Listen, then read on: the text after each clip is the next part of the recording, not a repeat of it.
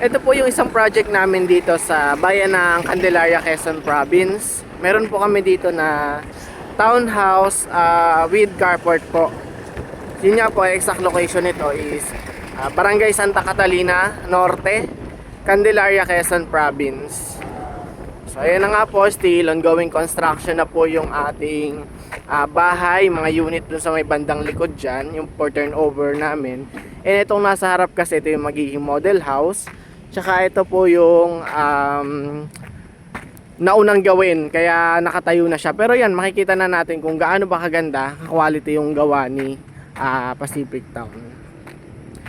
So yun nga po, magandang araw, good morning. My name is Marco Rio, your Quezon Province Trusted Realtor. Pero magbibigay po ako sa inyo ng mga project here in Quezon Province and part on Laguna tsaka Batangas. So yun nga, pero ang focus ko kasi is Quezon. Kaya yun, nandito tayo today for manning and magbibideo ako for site update. Ayan, tapos na yung kalsada dun sa kabila, oh. Ayan yung kulay puti na mahaba na yan. Nakaraan niya wala, isang bilis lang, parang wala pang isang buwan eh. Ginagawa pa lang, pinapatag pa lang, okay nang ngayon. Ayan, still tuloy-tuloy po yung construction namin dito. So ayun nga, mura lang siya. Masasabi kong mura siya kasi bihira na tayo makakita ng semi-finish na turnover na may kasamang fence and gate pa sa halagang 1.4 million. Okay po, 1.4 million lang total contract price. Syempre meron po tayo ditong miscellaneous fee na 300,000. Yun yung parang sa mga processing ng mga requirements, other utilities, and so on and so forth. So ganoon naman talaga kapag kay Pag-ibig, meron tayong mga miscellaneous fee. Ayan. So ito yung mga ginagawa natin na mga biga, mga ayun namang matitibay na bato, mga kantuhan, yung mga parang kanto-kantuhan ng ating unit.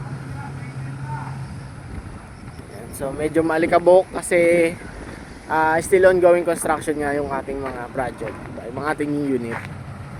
So ayun yung mga unit na tinatayo sa may bandang dulo. So lumabo yung camera ko kasi nalikabukan. Yung mati-turn over daw po yan in first month ng January or February ng 2026 po. So ito yung ating mga unit. Ito po yung ating, wala itong pangalan eh, talagang Pacific Town, ano lang siya, inner and tsaka corner lot. Yan, ito po yung sample ng corner lot, itong nasa gilid na to. So malawak yung kanyang lot area, pwede niya may extension dyan ng bahay, pwede din namang gawing tindahan or another carport kasi malaki yung lote. Yan, nasabi ko po kanina, kasama yung turnover dyan yung gate tsaka yung bakod. Yan po. Ito po yung inner lot. Ayan. Ang meron lang siya is parking space. Siyempre, kasama yung gate na yan. Tapos ito yung end lot. Meron po siyang konting space dyan sa gilid. Nasa 60 square meter itong end lot po namin. Ayan, may extra siya dyan. Yung aming inner lot is 44 square meter. Tapos yung aming corner lot nasa 70 pataas or 60 pataas hanggang 100 square meter po.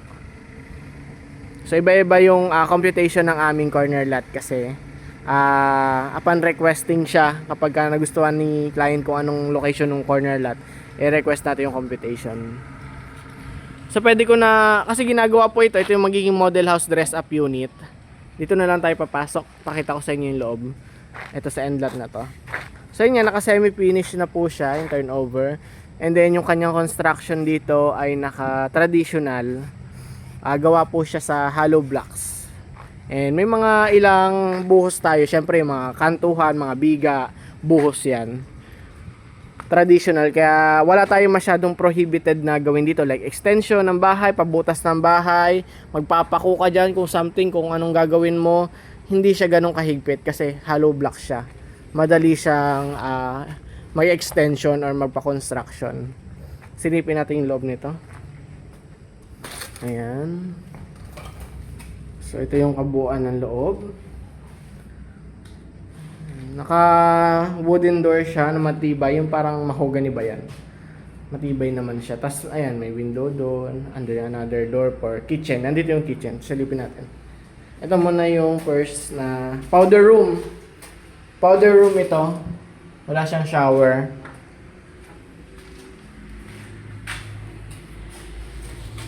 Ito yung magiging kitchen. Mataas yung kanyang pader yan. May pader yan ito. Fence, ganyan kataas yung fence. Parang nasa 1.5 meters yung taas niya. Or mga 2 meters. Mga ganun. Tapos sa kanyang stairs naman ay bakal na siya. Meron na ring handrails. Ayun na, ito yung mga example ng mga kuryente o linya. Binabaon nila sa loob. Ayun na. Kaya talaga quality, di ba? 1.4 million na townhouse with carport. Quality na yung pagkakagawa.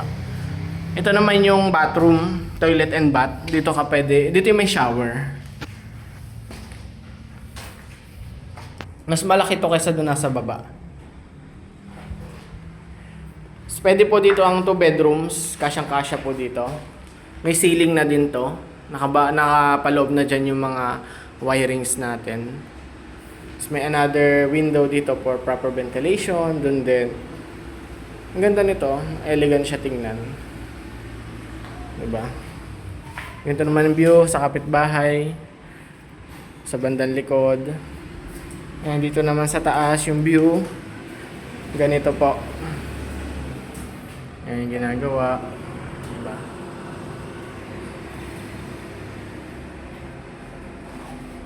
So yun, still available po yung ating mga inner lot, corner lot, tsaka end lot. Madami pa tayong slot dito. May mga bagong inopen nga po kami dito na mas malapit sa gate. Tuturo ko din po sa inyo kung nasan banda.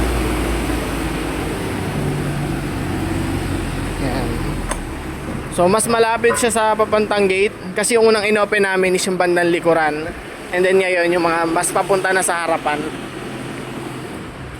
Yan. Eh yun nga po pala, along the highway lang din po ito. Ayan. May mga nadaan dyan na bus, tricycle, and jeep. Papunta sa mga karatig na probinsya or pa Manila kasi diretso ka na dun sa Walter Mart, isang sakay ka ng tricycle, tapos dun sa Walter Mart meron na dong nadaan lahat ng bus doon papuntang Manila. So bali dalawang sakay papuntang Manila. And then yun nga, papuntang Walter Mart nasa 5 minutes lang, papuntang Public Market nasa 8 minutes to 10 minutes. Ganun po.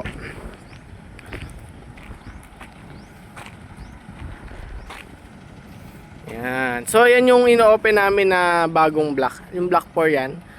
Block 3 and 4. Yan, so may backhoe na yan. May nagbubuhat na yon. Nandyan yung block 3 and 4.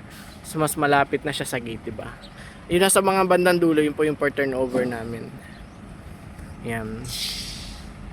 So, yun, ganun lang yung computation po niya. Nasa 3,750 pesos. For 24 months payment po yun. Pwede na ma-turnover yung unit sa inyo kapag na-loan takeout kayo ng mas maaga, like isang taon pa lang kayo nag-equity, tapos na-loan takeout na kayo kay Pag-ibig, pwede nyo na lipatan agad. Tapos habang nakalipat kayo, nasa bahay na kayo, doon na kayo nagma-monthly-monthly. Hindi na kayo makungupahan, di ba? Tapos sa kanya monthly amortization po sa Pag-ibig, nasa 10,000 po, 10,600 pesos for 30 years. Pero pwede po kayo makapili ng 5, 10, 15, 20, and 25. Depende po sa monthly income ninyo and sa age po ng client. So hanggang dito na lang po. And another update na lang po sa susunod na video.